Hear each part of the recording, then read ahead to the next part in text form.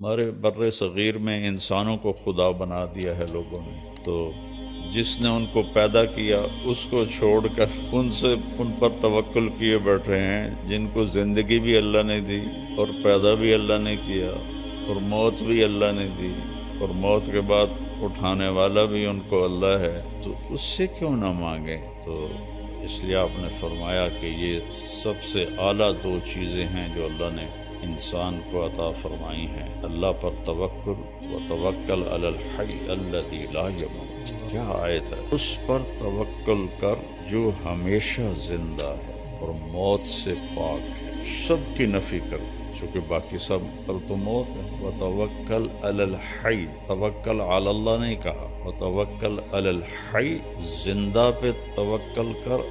اور کون سا زندہ؟ زندہ تو میں بھی ہوں، آپ بھی ہیں، الذی لا یموت، جو موت سے پاک ہے۔ وسبح بحمدہ، اسی کی تسبیح پڑھ، اسی کو یاد کر۔ فکفیٰ بربک بذنوب عبادہ خبیرا بصیرا، اور تیرا رب تمہاری غلطیاں، تمہاری کوتاہیاں سب جانتا ہے، سب دیکھتا ہے۔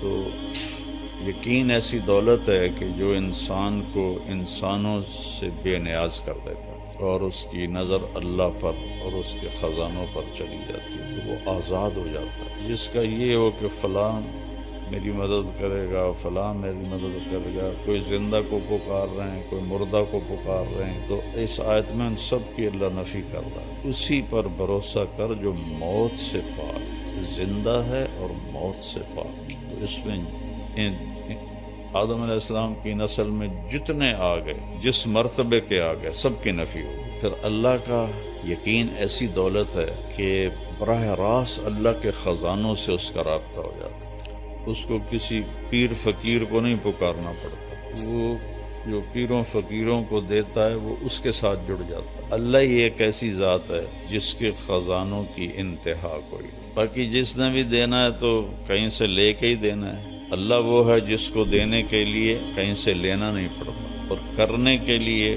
کچھ کرنا نہیں پڑتا، اور پھر وہ ہر وقت حاضر ہے۔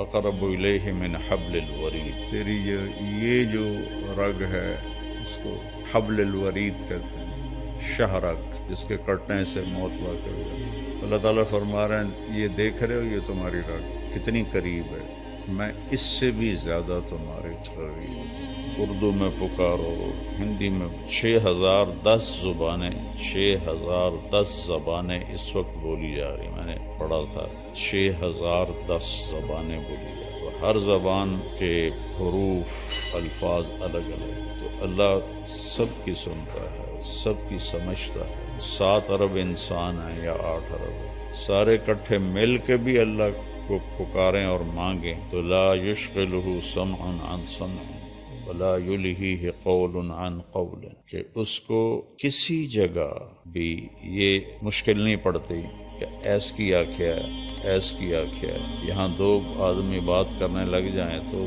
میں کہوں گا بھائی ایک بولو، یا تھوڑے 2 دی کٹھی میں نہیں سمجھ آ رہا، اور اللہ کہہ رہا ہے 100 طرف انسان نہیں، آدم سے لے کر آج تک جو مر گئے اور جو آج موجود ہیں اور جو آئندہ آنے والے ہیں، وہ اور جنات ہم سے لاکھوں گنا زیادہ ہیں، تم سب کٹھے ہو جاؤ، ایک دم مانگو، باری باری مانگو تو پھر تک قیامت آ جائے گی، ٹائم ہی نہیں ملنا، تم سب مانگو اکٹھے۔ اس میں گونگے بھی ہوں جو اشاروں سے مانگ رہے ہیں یا دل سے مانگ رہے ہیں، کوئی دل سے مانگے، کوئی بول کے مانگے، کوئی آہستہ مانگے، پھر ساتھ پرندے بھی شامل ہو جائیں، درندے بھی شامل ہو جائیں، سانپ بچھو بھی شامل ہو جائیں، مچھلیاں بھی شامل ہو جائیں، تو کیا طاقتور رب ہے کہ جو سب کی ایک وقت میں پوری سنتا ہے، سمجھتا ہے، اور پھر سب کا چاہا ان کو دے دے، تو اس کے خزانوں میں ایک قطرے کے برابر کمی نہیں آتی۔ یقین بہت بڑی دولت۔ ہمارے بر صغیر میں انسانوں کو خدا بنا دیا ہے لوگوں نے،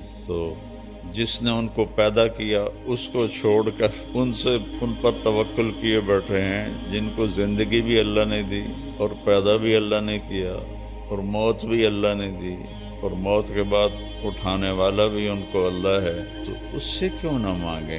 جو کہتا ہے دیکھو لوگوں سے مانگو تو وہ ناراض ہو جاتا، اور اللہ سے نہ مانگو تو وہ ناراض ہو جاتا، کتنا فرق۔ مانگنے پہ اللہ خوش ہوتا ہے، میں کہا کرتا ہوں کسی سے جان چھڑانی ہو بڑے اچھے طریقے سے تو اس سے قرضہ مانگنا شروع کر دو، وہ انشاءاللہ تمہارا نمبر ہی بلاک کر دے گا۔ اور اللہ سے جی لگانا ہو اور تعلق بنانا ہو تو اللہ کو پکارنا شروع کرو، اس سے مانگنا شروع کرو۔ میرے نبی نے فرمایا جوتے کا تسمہ ٹوٹ جائے تو وہ بھی اللہ سے مانگو۔ ہم لیا گئے تو وہاں ایک خاتون تھیں سادات میں سے جو بہت عرصہ پہلے تشریف لائیں، ان کی برکت سے وہاں کافی دین پھیلا۔ ان کا پتہ نہیں کیا نام تھا لیکن وہاں وہ پیر جگی کے نام سے مشہور ہے، پیر جگی۔ تو ہم ان کے سجادہ نشین سے ملنے گئے، ملنے کے بعد فاتحہ پڑھنے مزار پہ گئے تو وہاں عورتیں بیٹھی تھیں کافی سارے۔ پیر جگی پتر دیویں آ، پیر جگی پتر دیویں آ۔ یہ اب ہمارے ساتھ ہے نا کھبیاں والا، وہاں ایک ہوتا تھا اللہ بخش، ہماری برادری کا تھا، رشتہ دار نہیں تھا۔ تو میں تو لمبے سے آ رہا تھا تو میں نے دیکھا وہ اپنے باغ میں درخت کے نیچے، آم کے درخت کے نیچے بیٹھا تھا۔ میں نے گاڑی روک لی، میں جا کے ملا، بڑا خوش ہویا۔ طارق میاں بندہ تو بڑا چنگا ہے پر تو وہابی ہو گیا۔ میں کہ میں تو نہیں وہابی ہویا، تینوں کیا حق ہے؟ میں کہ وہابی کون ہوندے کہ جڑے پیراں نو نہ منن؟ میں تو آپ مرید ہاں قادریہ سلسلے چ، پیراں نو منے نہ، پر میں نا پیر پتر نہیں دیندے، پتر اللہ دیندا۔ یہ تا گل ہوئی، پیر بھی پتر دیندے، انہاں دا کوٹا ہوندا ہے اللہ کول، اس کوٹے چوں لے کے تے او دیندے۔ اتنی اللہ سے نا آشنائی ہے، اتنی اللہ سے بیگانگی ہے، نہ قرآن پڑھتے ہیں نہ نبی کی زندگی پڑھتے ہیں۔ یہ اولیاء کرام کی کتابیں لکھی ہوئی ہیں جن کی کوئی سند کوئی نہیں، جن کی کوئی ثبوت کوئی نہیں، ان کی جھوٹی سچی کرامتیں، اسی پر ہی سارا کچھ ہوا۔ خواجہ صاحب بتا رہے تھے کہ ایک جگہ جمعہ پڑھنے گئے تو خطیب صاحب مسجد بھری ہوئی تقریر کر رہے تھے کہ ایک شیخ عبدالقادر جیلانی رحمۃ اللہ تعالی علیہ کا مریدنی کا بیٹا فوت ہو گیا۔ تو وہ آئی کہ حضرت میرا تو بیٹا فوت ہو گیا، میں تو واپس لے دے۔ انہوں نے فرمایا